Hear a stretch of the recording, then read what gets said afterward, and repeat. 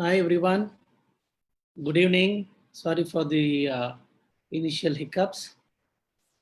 Today we are going to talk about fluid therapy, that is back to basics.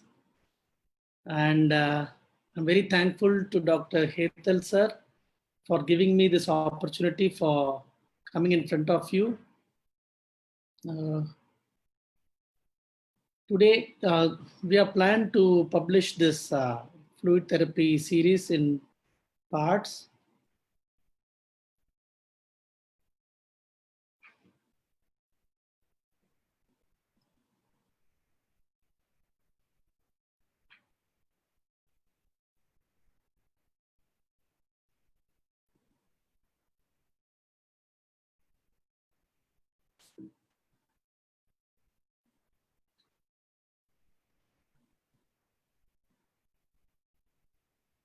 I hope 1 minute.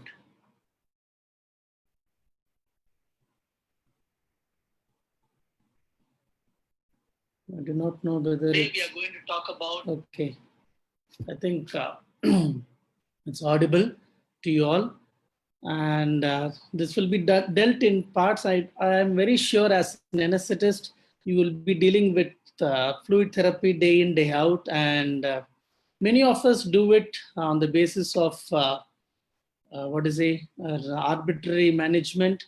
Some of us have some institution protocol, follow the protocol by uh, verbatim, and some of us follow what has been taught to us in post-graduation, and some of us take it for granted that fluid therapy is part and parcel of the daily management. But still, there are many surgical colleagues of us who bank on our orders for fluid therapy in at least in critical patients and those who are very sick, and where the fluid management will decide the outcome of surgery.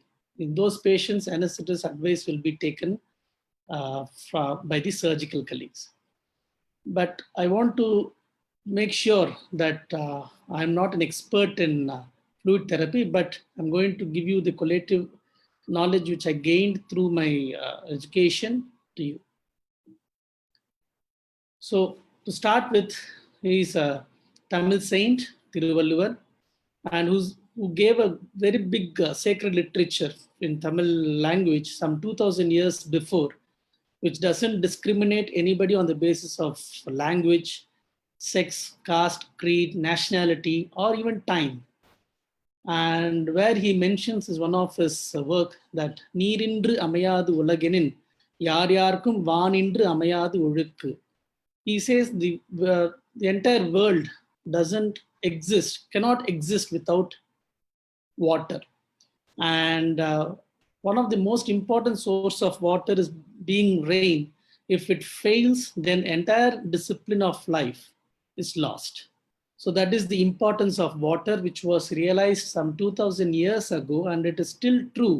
We have one side of India where we have Brahmaputra raising shores and flooding Assam, and one part of the country where I stay or where I live, Chennai, that is very frequently we encounter drought like situation, and we have water scarcity.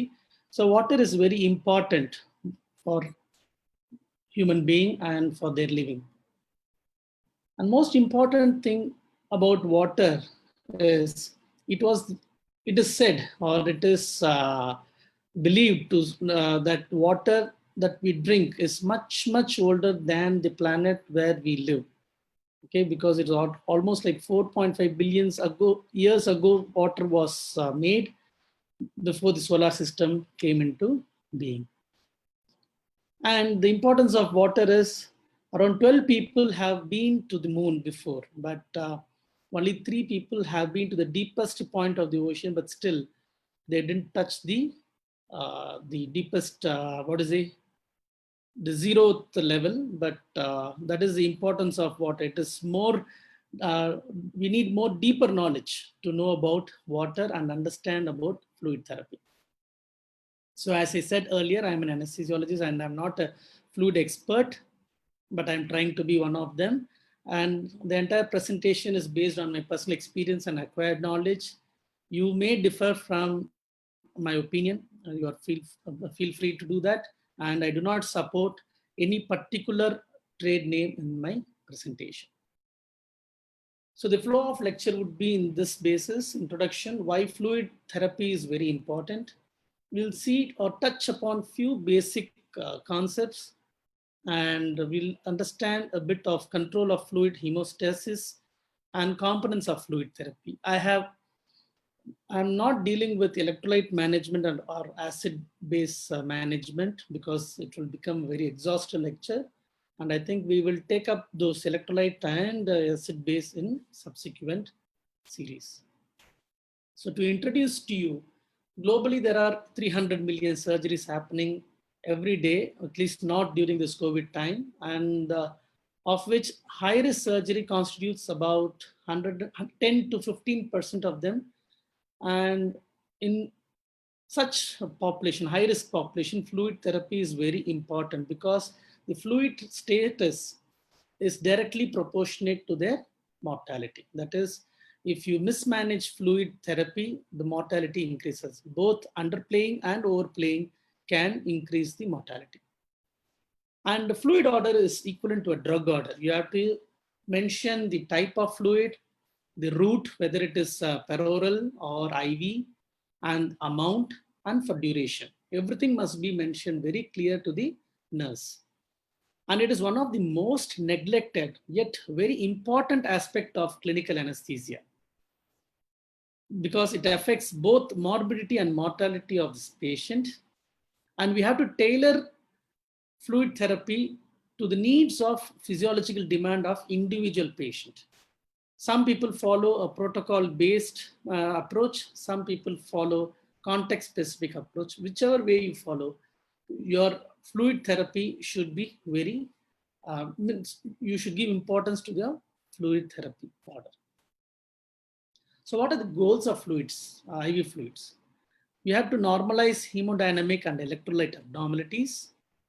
We have to maintain daily requirements of fluids and electrolytes, to replace previous fluid and electrolyte losses, to replace ongoing fluid and electrolyte losses, to provide nutrition, because IV fluid, when the patient is nil per oral, it is one of the medium through which nutrition can be given to the patient. And it is one of the source to provide IV drug administration. So what is a daily requirement? We have to consider both sensible and insensible loss. Sensible loss is something which we can measure objectively. Suppose urine output 400 ml, drains 200 ml. So that is where we can measure objectively and there is no dispute between people. But insensible loss is something related to what is an arbitrary value, that is SVED, which can vary from summer and winter in the same place. It can vary from North India and South India during the month of May or June. And also depends on the respiration. What is the respiratory loss of fluid? And approximately, if you combine the sweat, the respiratory loss and the loss in the stool is around 8 to 12 ml per kg per day. Even a single degree increase in the temperature may increase the requirement by the losses by 10%. This is a rough and conservative estimate.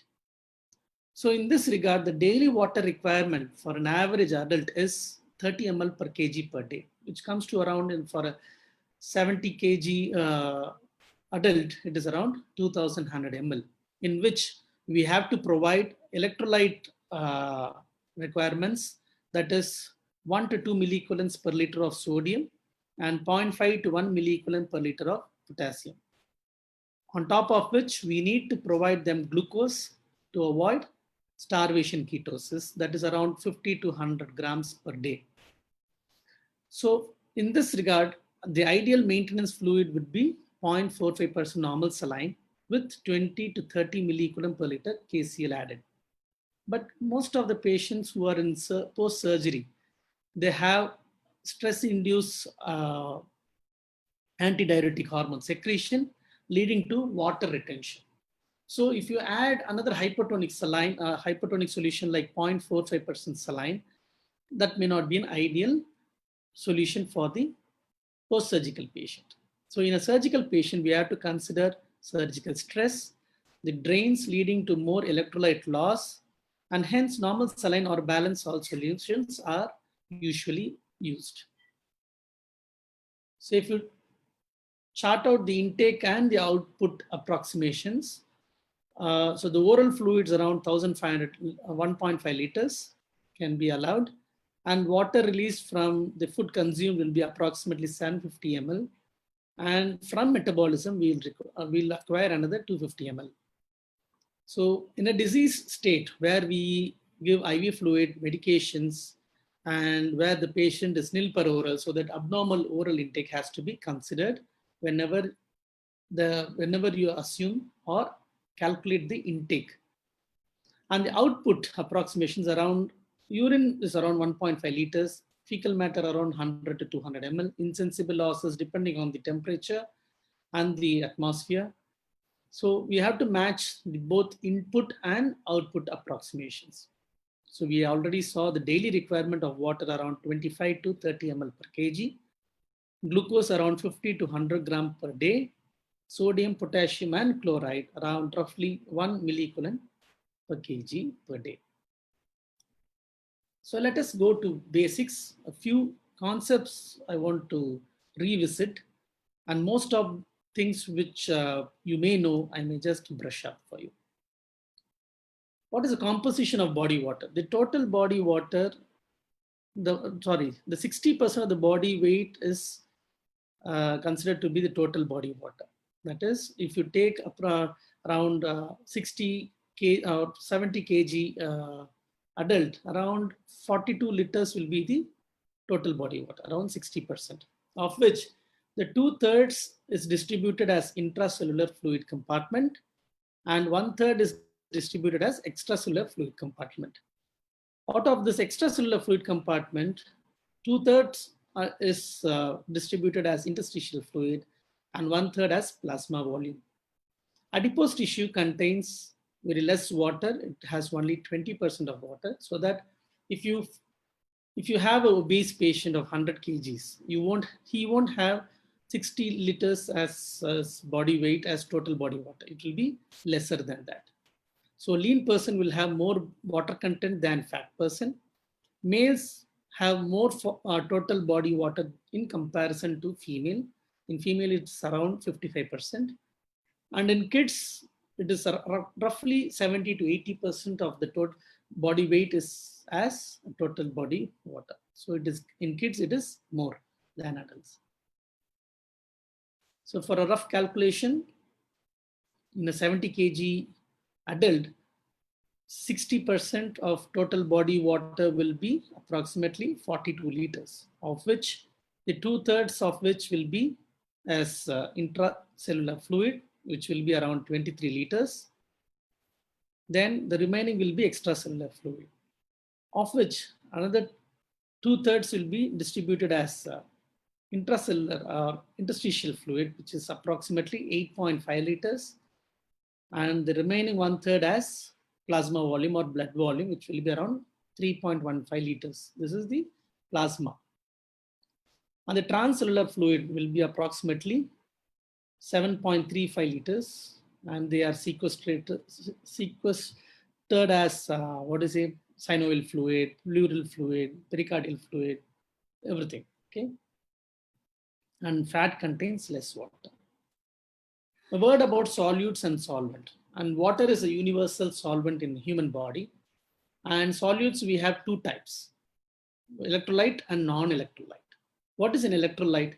Electrolyte are charged ions which are dispersed in solvent and they react to form salts. Okay, and they are charged, so they are divided into positively charged cations or negatively charged anions. So the cations, the significant cations in the human body, which is measured usually are sodium, potassium, calcium, and magnesium. And significant anions, which is usually measured in the human body, is chloride, phosphorus, protein. Apart from this, there are many insignificant cations and anions. And the non-electrolyte solutes, which are more important and which participate to a large extent in deciding our osmolality and the fluid status, is glucose and urea. And they are soluble, but they don't get charged. So hence they are non-electrolyte. So what are the common terminology when we refer to electrolytes? So if you see the units of solute measurement, for electrolytes, it is usually expressed as milliequivalents per liter. So we don't bother about weight of sodium or chloride, but we are bothered about the number of ions. So milliequivalents per liter is nothing but expressing as number of ions. So if you take the equivalent weight, which is nothing but the atomic weight by valency. Valency is the number of ions it can react with. That is, sodium can react with one more ion. So this valency is 1. Its atomic weight is 23. So 23 by 1, it will be 23 grams. And chloride, same, 35.5 divided by 1 will be 35.5. When these two ions, positively charged and the negatively charged, react to form sodium chloride, they get the net weight of 58.5 grams. So 1 milliequivalent is nothing but 1 by 1000 equivalent. Okay, that is the value of milliequivalent per liter. So what is the unit of solute measurement for non-electrolyte? It is expressed as milligram per deciliter, and in SI units, it is expressed as moles per liter. So for one molecular weight, one molecular weight is dissolved in 1 liter of solvent, that is moles per liter. So 1 millimole is nothing but 1 by 1000 of a mole. For example, glucose, if you take, it is 180 grams. So if you convert it into milligrams, it is 1.8 lakh milligram. If you divide it by 1000, it will be 180 milligram, which is dissolved in 1 liter of solvent. So 1 millimole of glucose is nothing but 180 milligram. If you take the significant ions dissolved in human body, the positively charged cations, that is, sodium is the most significant ion, which is dissolved in the extracellular fluid space. So if you take the total cations in milliequivalent per deciliter, 90% of the cations is expressed by sodium, because potassium is very abundant intracellularly, they are not available extracellularly. So the extracellular fluid cation is sodium. We have to remember that. At the same time, in the anion, it is chloride. In an extracellular fluid space, the most important anion is chloride, and the next one is bicarbonate. So if you have these two measured, you have both positive and the negatively charged ions. And the next important one is protein, but anyhow, but we have the anion and cations as sodium, chloride, and bicarbonate. So what is osmolality? Osmolality is nothing but the number of particles dissolved in unit solvent, that is solute dissolved in unit solvent. So to calculate osmolality in human body, we have this formula: 2 times sodium plus glucose divided by 18, that is its molecular weight, plus blood urea nitrogen divided by 2.8. So why it is 2 times sodium? It is, we have to account for the anions. So if sodium is 140, same charge number of ions will be anions. So we take sodium as marker and multiply it by 2. And if you have the, roughly, if you substitute normal blood glucose and blood urea nitrogen, the normal osmolality of the human body will fall between 280 to 295 milliosmol per kg water. Okay, this is the osmolality calculation. So the most important being glucose and blood urea nitrogen, but still we don't give much weightage to glucose and blood urea nitrogen in many of the cases, because blood glucose and urea nitrogen, they can get into the cell and get metabolized. But sodium is the most significant ion which decides the osmolality. because it requires special ATPase to move inside the cell. Tonicity. What is tonicity? It is nothing but the concentration of solute which remain outside the membrane and cause the movement of water, that is osmosis. That is effective osmolarity. This effective osmolarity is decided by sodium. So that's why sodium is very important in deciding the extracellular fluid volume. So on basis of tonicity, we classify tonicity as isotonic, hypotonic, and hypertonic. That is, if it is isotonic, there is no net movement of water within or outside cell. Hypertonic fluid is nothing but there is more movement of water towards the cell, and hypertonic fluid is there is movement of water away from the cell. So if we understand with the help of a case, suppose you have a 28-year-old type 1 diabetic patient admitted to your hospital for nausea, vomiting, and abdominal pain. And this is his weight, 60 kgs, and initial laboratory values are this. Okay, so sorry. So sodium is 146, bicarb is 10, blood urea nitrogen is 70, and glucose is 540. If you substitute in our formula of 2 times plasma sodium plus glucose divided by 18 plus blood urea nitrogen divided by 2.8, you will get a plasma osmolarity of 347 milliosmol per kg water. So this is an hyperosmolar condition where you require fluid therapy. You have to patient is dehydrated, you need to give fluids, IV fluids. And the plasmolarity is elevated, and hence water will move out of the cell to the extracellular fluid and the cell will shrink. That is, there will be net movement of water from intracellular fluid space to extracellular fluid space, leading to cell shrinkage.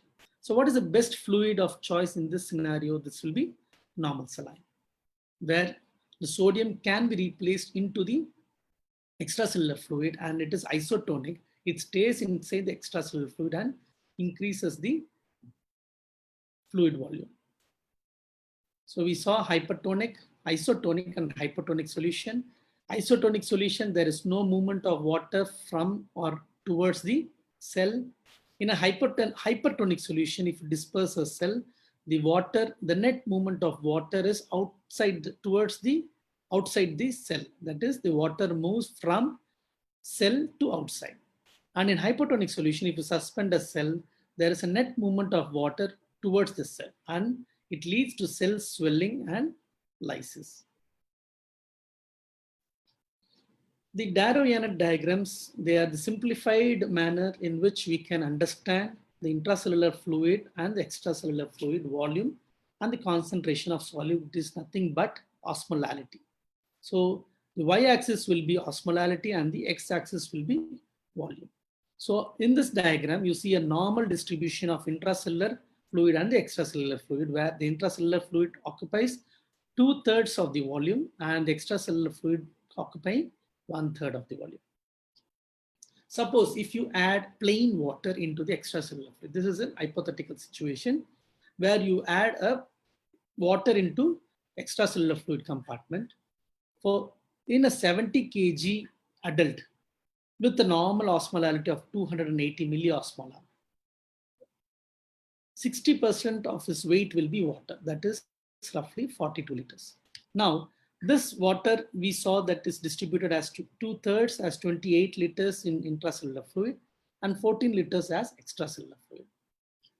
So if you add 1 liter into the 1 liter of plain water, okay, into the extracellular fluid, the extracellular fluid volume increases from 14 liters to 15 liters.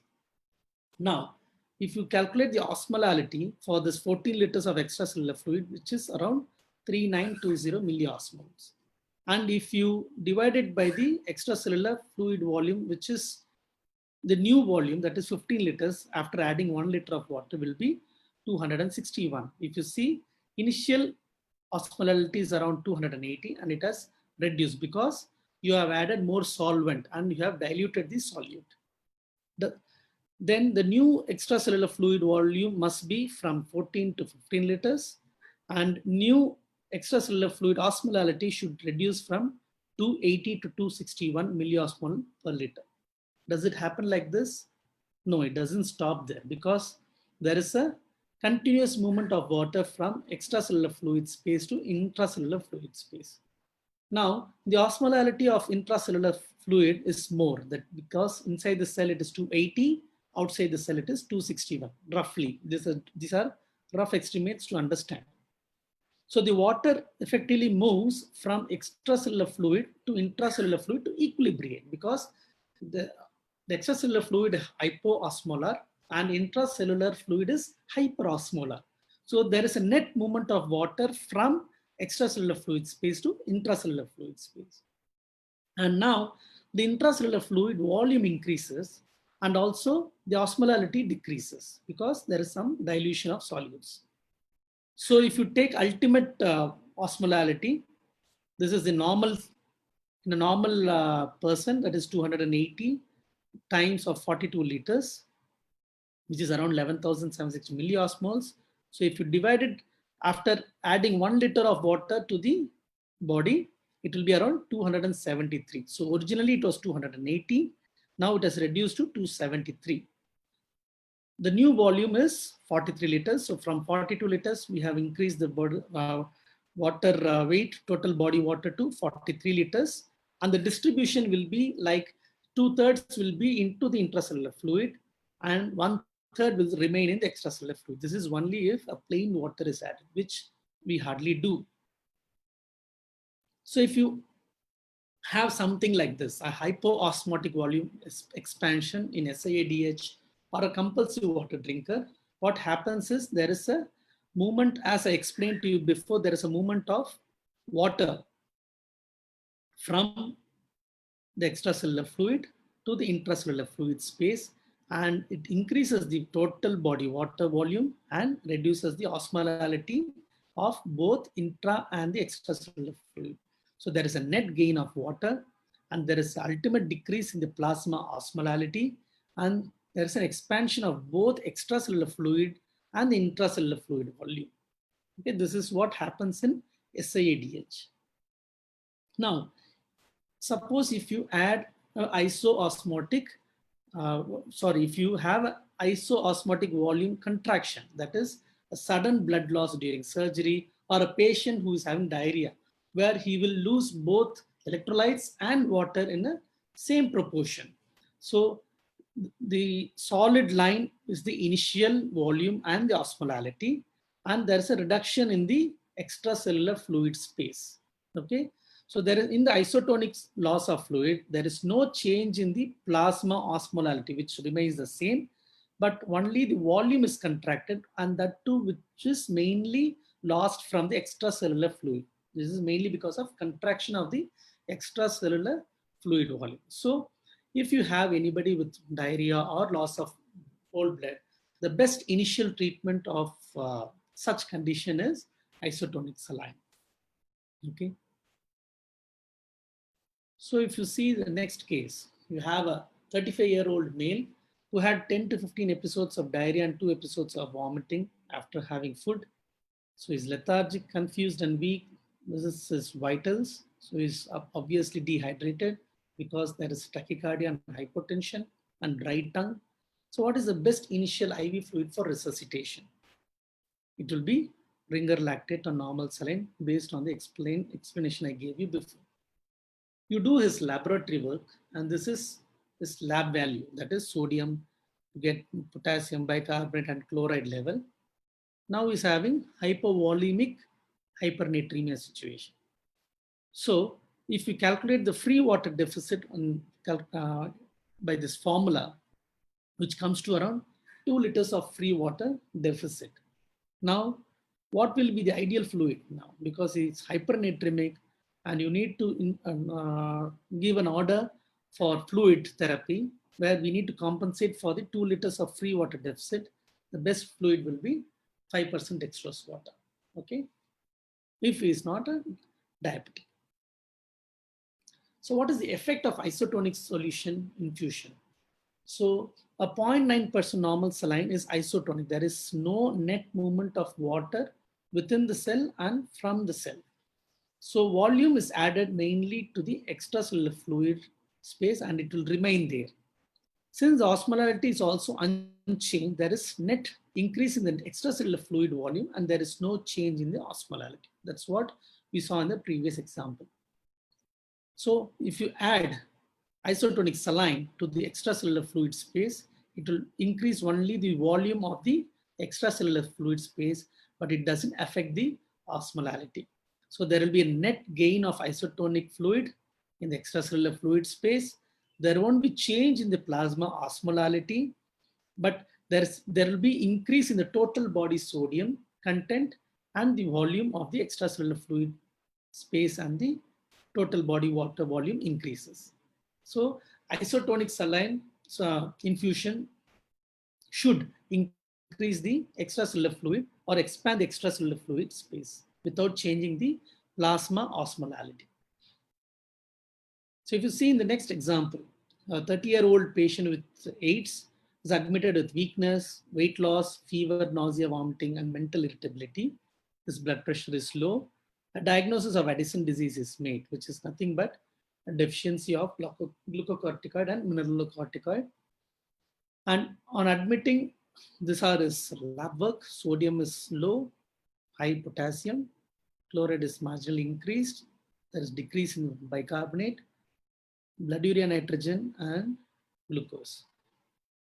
So this is nothing but a more loss of sodium ions than water from the extracellular fluid compartment. So he is going to lose a hypertonic solution from the extracellular fluid compartment due to mineralocorticoid deficiency. Because aldosterone is very important for sodium reabsorption from the kidneys. So as a result, there will be a low sodium and his plasma osmolarity is also low because he's going to lose more solute than solvent.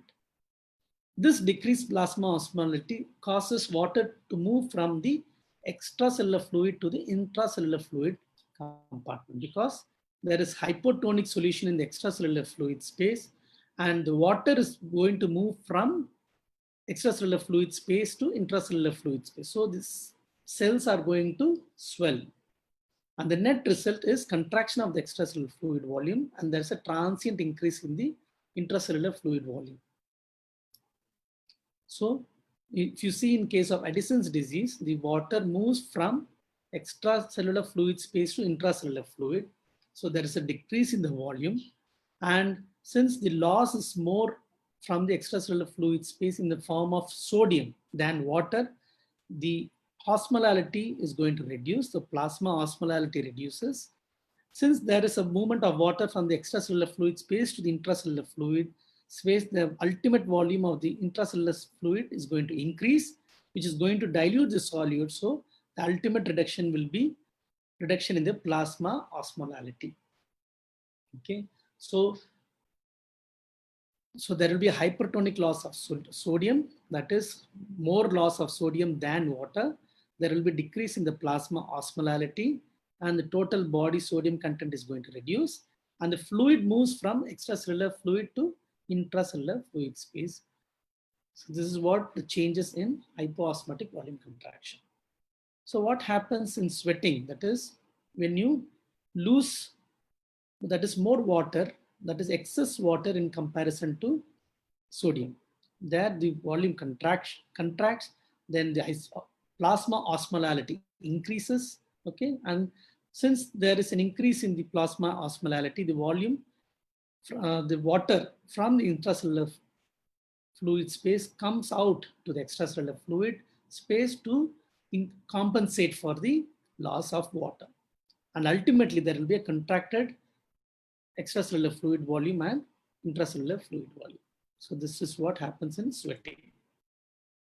So these are some scenarios which we can deal in clinical practice.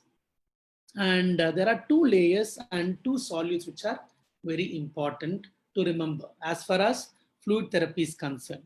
One is the endothelial cell and the other one is the cell membrane.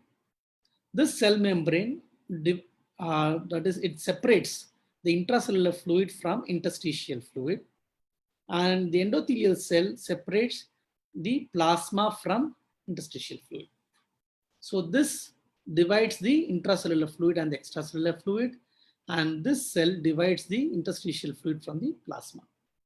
So one important ion which determines the extracellular fluid is the sodium, and one important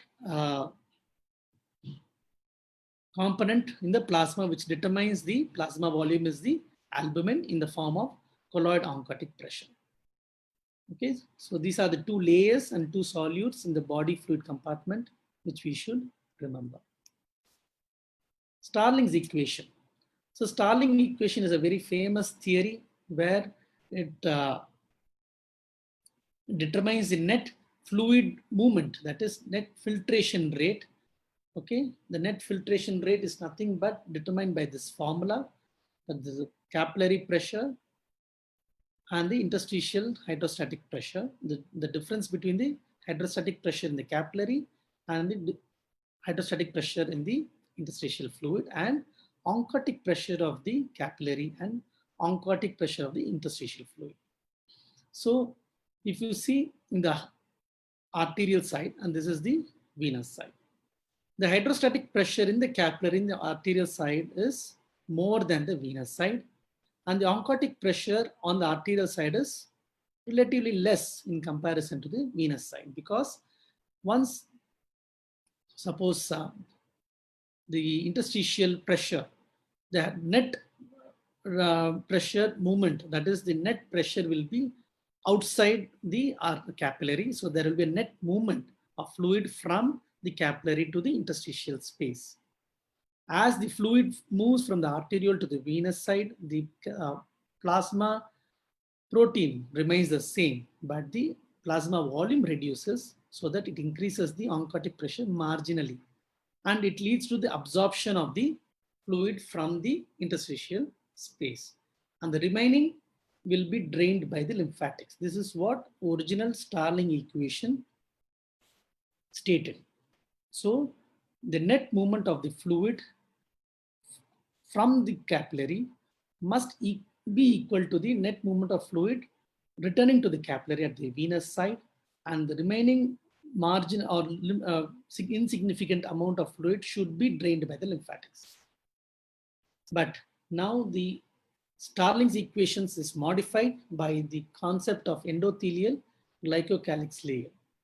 In the last few years, lot of importance is given to this endothelial glycocalyx layer, which is nothing but a sugar protein layer, that is a glycoprotein layer coating the vascular endothelium, and which is made up of glycosamine glycans.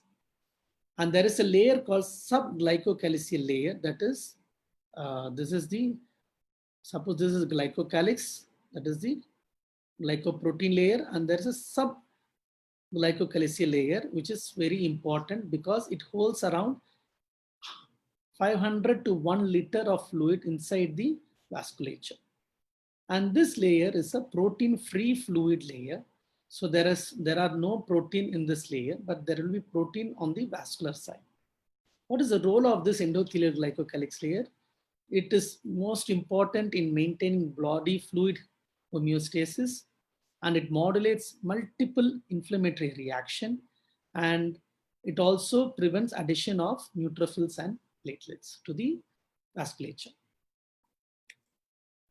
So if you see the detailed anatomy, this is the endothelial cell layer, and this is the vascular lumen, and you have got multiple dispensation of glycosamine glycan, proteoglycan, and glycoprotein molecules, and a lot of albumin. They get suspended inside the adsorbed into the layer, and below this layer is a subglycocalyceal layer, which is cell-free. There is no cell or protein, and it is a only exclusive fluid layer, which amounts to around 500 to 1 liter, 500 ml to 1 liter in the vasculature, which is a significant amount in the when you calculate the plasma volume. So the good article which details about the endothelial glycocalyx role in the body fluid homeostasis and fluid management, which mentions that in a disease state, management should be directed to maintain endothelial glycocalyceal layer integrity to improve patient's outcome. When IV fluids are used, appropriate type, rate, and amount of fluid should be determined by the pathophysiology of the condition and measures to maintain the integrity of the endothelial glycocalyceal layer.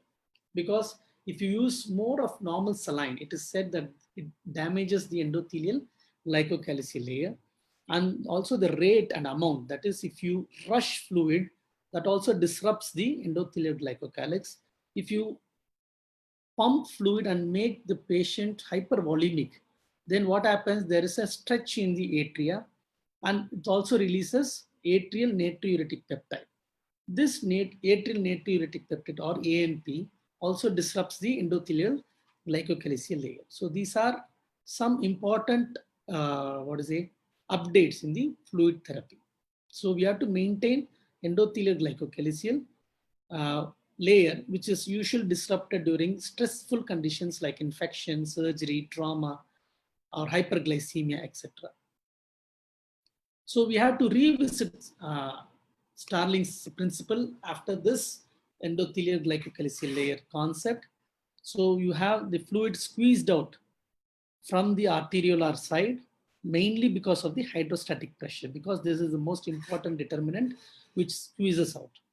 And the fluid will re-enter mainly because of the osmotic attraction. This is what the original Starling's equation stated. But after this endothelial glycocalyceal layer, this is the difference between the old and the newer thought, that originally we thought that oncotic pressure of the interstitium is the most important determinant, but here it is a subendothelial or subglycocalyceal layer which determines the oncotic pressure between the plasma and the subglycocalyceal layer, and it is not interstitial oncotic pressure which determines the net movement inside the into the capillary. Okay. And one more thing, what this newer concept is, there is no net movement or there is no reabsorption of fluid into the vein at the venous side, because the significant amount of fluid will be drained by lymphatics. That is the newer concept of the Starling's principle. So if you see the new filtration force, it is not the oncotic pressure of the interstitial fluid, but it is oncotic pressure of the subglycocalyceal layer, which is more important determinant rather than the oncotic pressure of the interstitial fluid.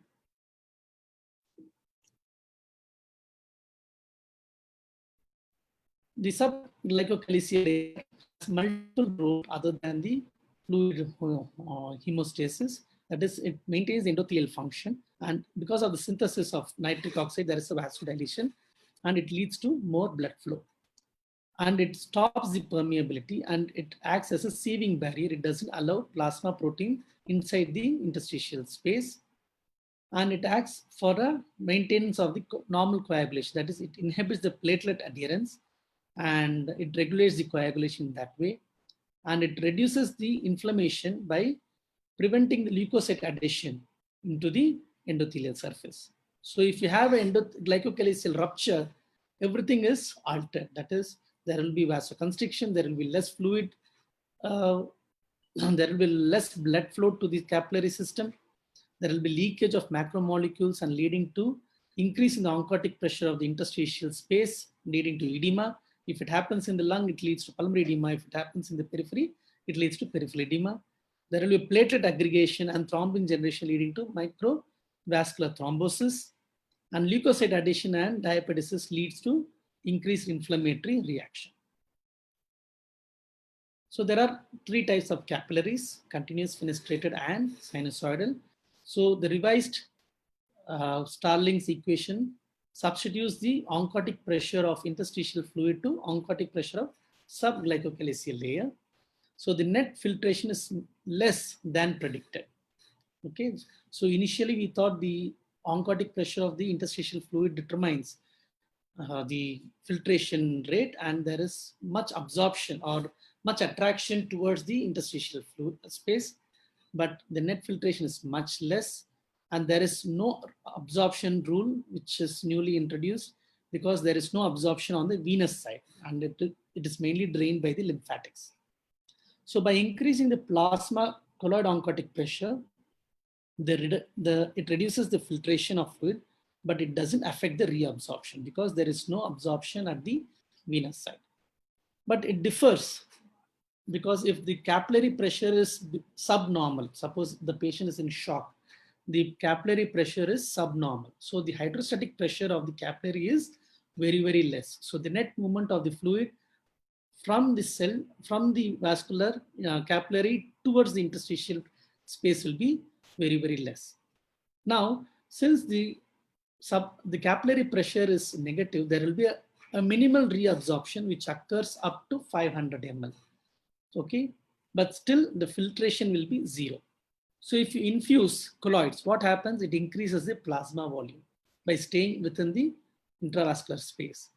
But if you infuse crystalloids, it increases the intravascular volume. That is, it increases both the plasma volume and also it increases the sub-glycocalyceal layer volume, because the colloids doesn't move into the sub-glycocalyceal layer because they are large molecules.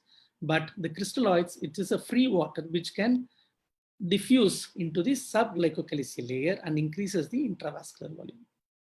At supranormal pressures, that is, when the pressure is very high, the colloid increases the colloid oncotic pressure and increases the net filtration pressure. But the crystalloids, they reduce the colloid oncotic pressure mainly because of the dilution effect, because it dilutes the oncotic pressure and increases the hydrostatic pressure. So there will be greater increase in the filtration rate in comparison to colloid. So that is what happens in such conditions.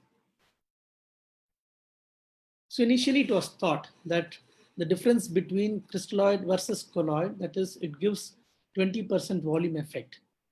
So what happens, or what is the misconception of the effect of crystalloid and colloid in the past?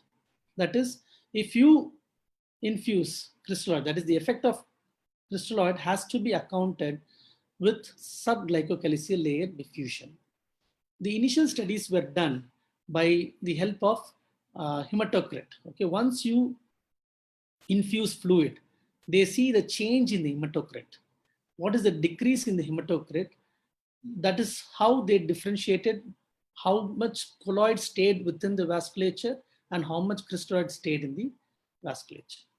So initially they thought 4:1 ratio for crystalloid, but now because of this sub-glycocalyceal layer diffusion, there is not much difference between volume expansion between crystalloid and colloid. So it is almost equivalent to 1.5:1.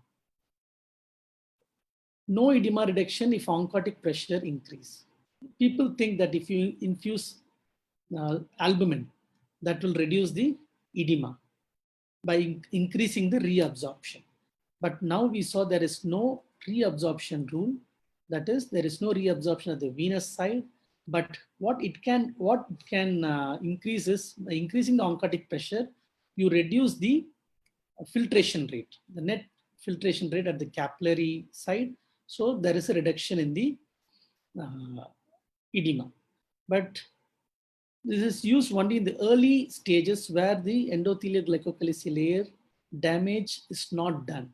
But once the damage is done, then there is net movement of this protein into the interstitial space, will attract more fluid and lead to edema.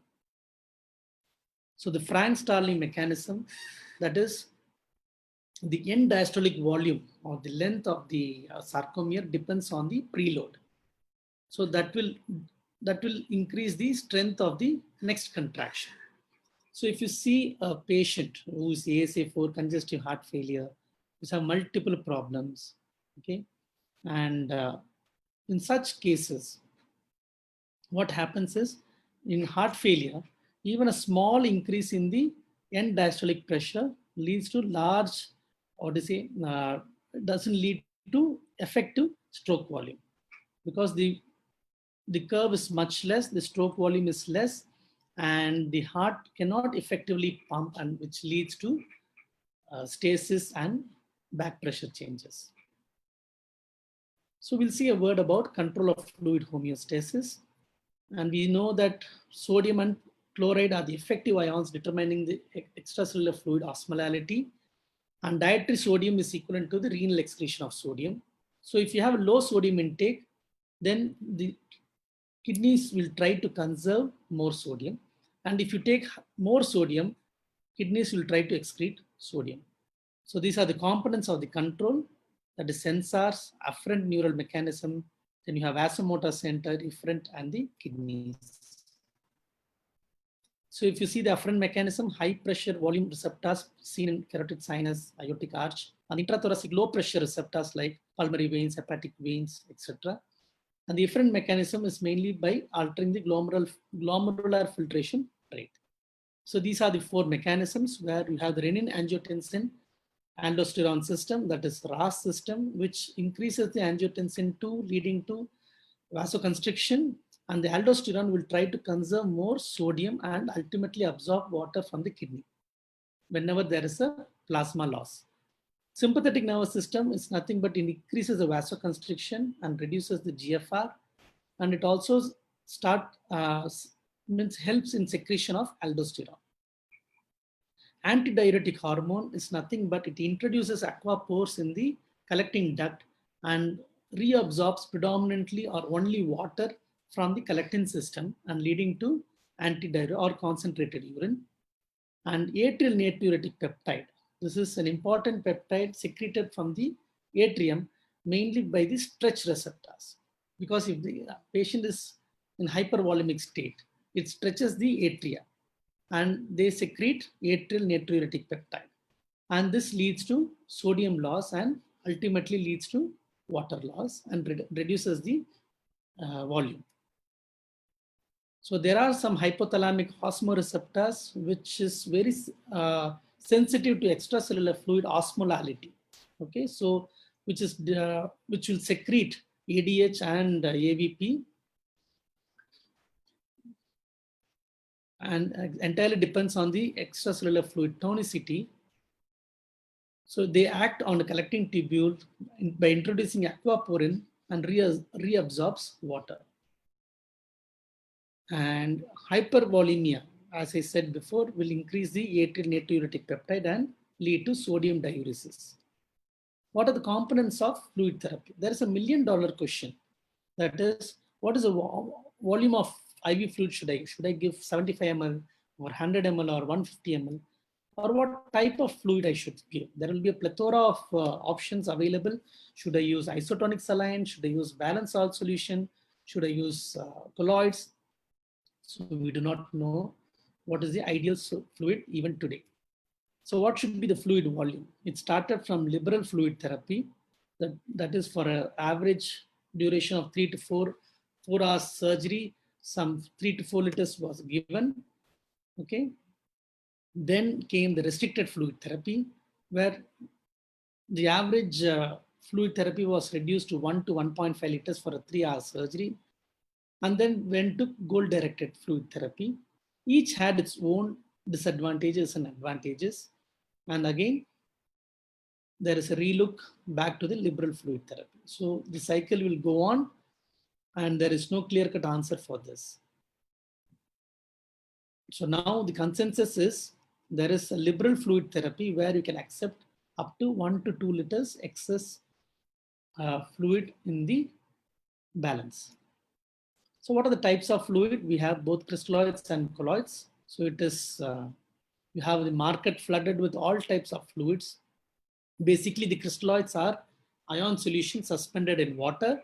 So it could be a hypotonic solution, isotonic solution, and hypertonic. Isotonic is one which doesn't make the water molecule move in any direction.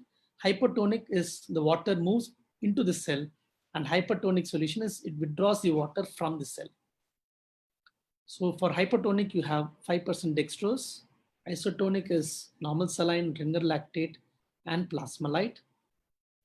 Though we say Ringer lactate and plasmalite as isotonic, it is more towards hypotonic side. And hypertonic solutions, we have mannitol and 3% normal saline. Colloids, we have natural and synthetic. Natural, we have albumin, FFP, etc. That is fresh frozen plasma. Synthetic, we have protein-based and starch-based. Protein-based is from bovine collagen, which is gelatin, that is gelofuscin or Himaxal are the trade names. Starch, it is either dextran-based or hydroxyethyl starch from potato and maize. So we know that is the electrolyte concentration in intracellular fluid. The most predominant one is this potassium, but in extracellular fluid, it is sodium. Okay. And the anion, intracellular fluid, it is predominantly phosphates. And in extracellular fluid, it is chloride. So crystalloids, they are solutions of electrolyte in water, and balanced salt solutions are added with buffer, either lactate or acetate or gluconate, to render it less acidic. They are used primarily for volume expansion, and they can easily lead to edema formation. So normal saline, the first normal saline was introduced by Hamburger by using 0.9% saline. Initially, normal saline was not used for volume expansion. It was done for blood cell studies where 0.9% saline was added, and there is no net movement of water within the cell or from the cell, and it never led to any lysis of the cell, that is RBCs. And then it started, and clinically it was started used for volume expansion. If you see the components, it is mainly sodium and potassium, sodium and chloride. And if you see the amount, it is 154 milliequivalents of sodium and 154 milliequivalents of chloride, which is more than the plasma normal values. The pH is around 5.7, and the osmolarity is it is more towards the plasma osmolarity. It predominantly fills the extracellular fluid space, and it adds up to the effective osmolarity because you're going to add sodium and chloride, which determines the extracellular fluid space. The most important problem with normal saline infusion in large volume is hyperchloremic acidosis. What happens is, if you treat with large volumes of normal saline, the renal blood flow reduces, and this leads to acute renal failure also. So that hyperchloremic acidosis is the most important problem with normal saline. But the main advantage being it is very cheap and it is easily available. So what are the indications of normal saline? It is mainly to expand the extracellular fluid volume in a hypovolemic patient. So this could be the resuscitative fluid, and to treat hyponatremia in a hypovolemic patient, and treat saline responsive metabolic alkalosis because it is more on the acidic side. And it is preferred solution by many physicians in a patient requiring contrast studies because it increases the extracellular fluid. And it should be used very cautiously in a patient with congestive heart failure and liver failure because it is going to increase the sodium overload. Hypertonic saline, that is 0.45% normal saline. This is to maintain basic requirements of normal sodium because it can give the basic requirement of sodium in a day-to-day basis. And to treat hypernatremia in a hypovolemic patient because you are giving more water than sodium. And hypertonic saline, it can be used to treat symptomatic hyponatremia, and it is to treat trauma patient with head injury because it reduces the cerebral edema by moving the water from the cell to the extracellular fluid space. Then the next solution is a dextrose solution. Dextrose is metabolized to water and carbon dioxide, and the available free water is distributed between extracellular fluid space and the intracellular fluid compartments. So in clinical management, the most commonly used solution is 5% dextrose in water, and it provides approximately 170 kilocalories per liter. And it is used mainly to replace deficits of total body water in treatment of hypernatremia and to provide energy and prevent starvation ketosis. 25% dextrose can be used to treat hypoglycemia, which is an emergency. And It can be used for multiple drug carriages. So lactate ringer. So Sydney ringer, you added calcium and potassium to normal saline, and he named as a ringer salt solution. And Hartmann added lactate as a buffer and started using it for the clinical purpose. So these are the components. Sodium is mostly equals to the plasma sodium value. Chloride is more physiological. Potassium, calcium, and lactate is the buffer. And the osmolality of ringer lactate is approximately 265. So lactate is converted to bicarbonate and the yield is around 200 millimoles per hour. And acetate is also converted into bicarbonate, which is around 300 millimoles per hour. So if you use large volume of ringer lactate and solutions containing acetate, which may lead to metabolic alkalosis. So it is also not free from side effects. Gluconate is converted to glucose through tricyclic acid cycle. So it induces diuresis. How does it induce diuresis? As it increases the volume of the extracellular fluid space, it reduces the tonicity. So this change in the decrease in the osmolality reduces the ADH secretion and induces diuresis. So the distribution is as for any other crystalloid pharmacology. So the advantage is it's a balanced salt solution. And the most important disadvantage is if you cannot add blood to this fluid because you cannot transfuse blood after using ringer lactate because the calcium can lead to minor blood clot in the IV set, and a large amount of lactate in a liver patient or any liver disease patient can lead to lactic acidosis. So the lactate is nothing but a racemic mixture of both levo and dextrorotatory lactates. So the D-lactate may lead to large volume of D-lactate may lead to encephalopathy or cardiac toxicity, but still clinically it is very insignificant.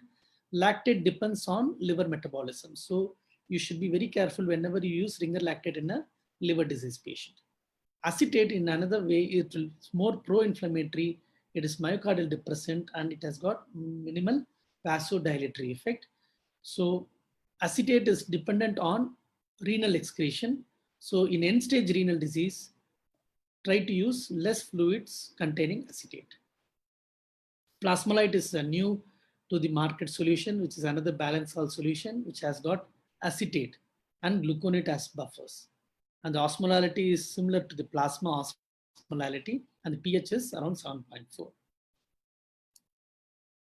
So indication for ringer lactate is to replace, it is used as a replacement fluid or maintenance fluid in burns or surgery during surgery to correct metabolic acidosis with hypokalemia, which is not a very common situation to see. And with patients in liver disease, make sure that you don't use an overzealous ringer lactate solution because it can lead to lactic acidosis. Albumin, it is the most important determinant of colloid oncotic pressure. It has some antioxidant effects and it reduces the plasma platelet aggregation. We have two formulations. That one is 5% albumin and another is a 20% albumin. And this is the colloid oncotic pressure. So it can be used in cirrhotic patient, liver transplant surgery, burns, sepsis management, etc. The only disadvantage is cost. It is exuberant. It leads to volume overload and it increases capillary leakiness and lead to peripheral edema. Colloids is nothing but glue in Greek. A large molecule suspended normal saline and balanced salt solution is colloid. And the average weight is more than 30,000 Daltons or 30 kilodaltons. The molecular size may be polydispersed or monodispersed. Monodispersed is nothing but the size is same like in albumin. Polydispersed is most of the colloids comes as the size may vary. That's an average size. So you need to have a size of more than 70,000 Daltons to pass the endothelial glycocalyceal layer. So initially it can be used to effectively increase the plasma volume, or it can effectively lead to plasma expansion. It increases the colloid oncotic pressure. And what is the negative side of colloid is nothing but it destruction. It can lead to endothelial glycocalyceal layer destruction, inflammation, and smaller molecules can be filtered through the kidneys, and most of them will be removed by reticuloendothelial system. So the most important one is gelatin. It is derived from the protein from bovine collagen. The average size may vary from 5,000 to 50,000 Daltons. It is nothing but succinyl group is added to the gelatin, leading to gelofuscin, which is a commonly available brand. There is another brand that is Hemaxil, where urea is linked to the gelatin, and it is predominantly excreted via kidney. So it stays inside the plasma for approximately 2.5 hours or 2.5 hours. It leads to rapid volume expansion, and there is no upper limit to use. The only problem is it may lead to anaphylactoid-like reaction. The hydroxyethyl starches, this is the most common colloid which we use in clinical setting. It is nothing but a natural polymers of amylopectin as a polysaccharide derived from maize or potato.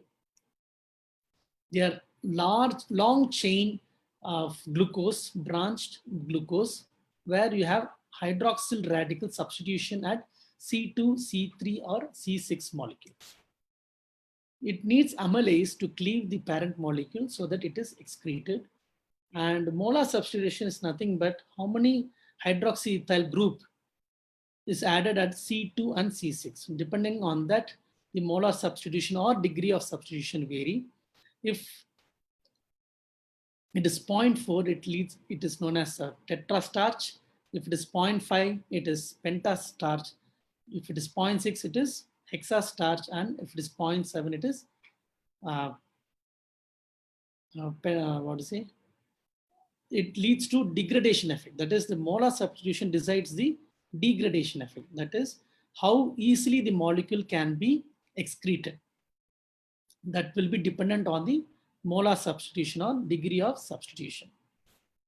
Concentration, that is whether it is a 6% solution or 10% solution, decides the volume effect. How much volume stays within the intravascular space. The molecular weight, whether it is a 70,000 Dalton or 450 kilodalton, depends, and it decides the permeability effect. Usually it is the average size which we are given. That is, if you see the mark in this bottle 130, it is nothing but an average molecular weight. So the advantage being it is easily available, it's relatively cheaper, but the complications are it can reduce the von Willebrand factor, factor 8, and clot strength, leading to coagulability. And because of the dilution effect of anticoagulation, there is more bleeding tendency. There is accumulation of this molecule in the reticuloendothelial cell system in the skin, liver, or muscle, and it can lead to pruritus. Anaphylactoid-like reaction may occur, and renal dysfunction, because if large molecules are have to be excreted through kidney. Even the most commonly used solution of 130.4 is associated with increased renal dysfunction. So the last fluid is a dextran, which is nothing but a glucose molecule. It's a polysaccharide where it is produced from bacterial degradation of sucrose with bacterial sucrase. The molecular weight is either 40,000 or 70,000 Dalton, and the excretion, the 40,000 Dalton is excreted through renal, and the larger molecule is through GIT. So it's available as either 6 or 10% solution. The major advantage being it inhibits the platelet aggregation and improves microcirculation and prolonged intravascular stay. So in microvascular surgeries, this fluid is commonly used to increase the microcirculation. And the most important disadvantage being it coats the RBCs, so it can interfere with blood cross-matching it can lead to anaphylactic reaction and renal dysfunction. So if you see the ultimate distribution of fluid between the intracellular space, interstitial space, and the plasma, if you give 1 liter of fluid, of colloid, it predominantly stays within the plasma for approximately 2 to 3 hours. But if you give a hypotonic solution like 5% dextrose, predominantly the water after the dextrose metabolism, the free water moves into the intercellular fluid space. And here, the isotonic solution, it is mainly around 80% of the fluid moves into the interstitial fluid. So this can lead to expansion of the extracellular fluid space. So the take-home message, fluid is a drug order, so prescribe it judiciously. Fluid therapy is not easy and simple as we assume to be. Handle dynamic condition of a patient. And after understanding the needs, you have to advise fluid therapy, and frequent assessment and review of plan is advised. Choice of fluid, the debate of crystalloids versus colloid continues.